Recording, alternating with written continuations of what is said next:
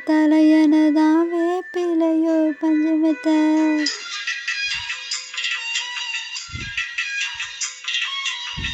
ஆத்தா கண் வளர ஆறீராரோ பாடும் புள்ள எந்த ஒரு பிள்ளைக்குமே இந்த வரம் கிடைக்கல ஆனந்தான் பொங்குதம்மா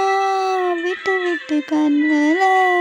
ஆயி மகமாயி நான் என்ன கொடுத்து வச்சேன் பாதம் திருப்பாதம் அதில் நெஞ்சை எடுத்து வச்சேன் மல்லிகையில் தூளி கட்டி போட்டேன் தைனி கண் வளரு தலையிலோ